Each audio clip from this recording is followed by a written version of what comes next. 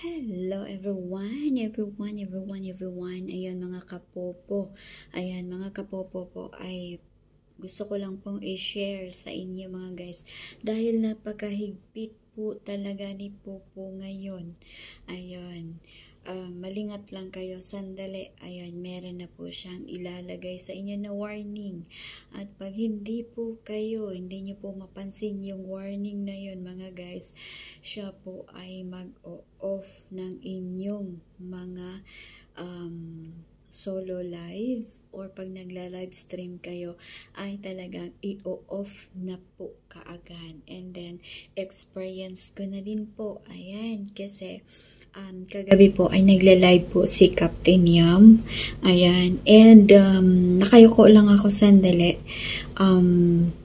Nilagyan niya agad ng warning. Ayan, may warning kaagad si Popo. And then, hindi na siya nakontento. Ayan, kasi ako, sabi ko, pupunta lang ako sa kusina. So, ginawa ko, nilagyan ko lang siya ng video kasi pag iniwan mo siyang bukas yung camera mo, ay talagang i-off niya yung iyong live streaming. Ayun. So, ang ginawa ko is, nilagyan ko siya ng video. Ayan. And sad to say, na sinuspende niya po ang aking account. Ayan. Nasuspende po ang account ni Captain Yam ng 1 day. Ayan. 1 day po ang aking parosa. Ayan. Yung parosa ni Captain Yam ay 1 day po. So, 1 day po ay hindi ko nakukuha yung aking 3 hours na tigi 18K. Ayan. Tigi 18K lang naman.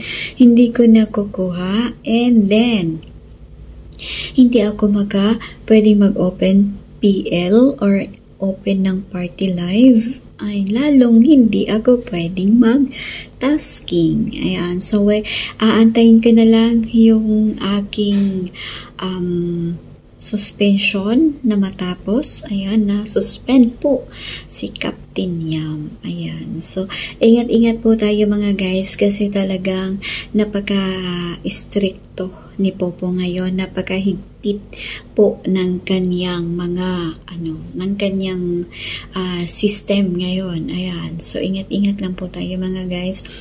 At huwag po nating pabayaan yung ating lesson learned po. Huwag po nating pabayaan yung ating solo na nakabukas ang camera. Ayan.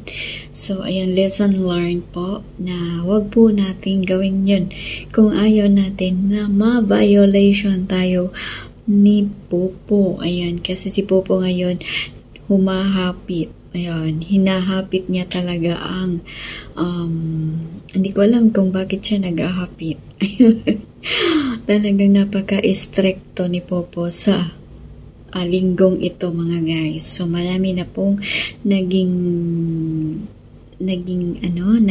nagkaroon ng violation.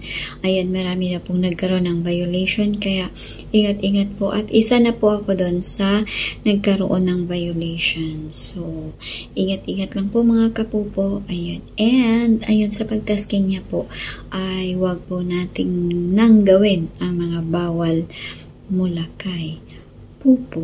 So, thank you so much mga guys.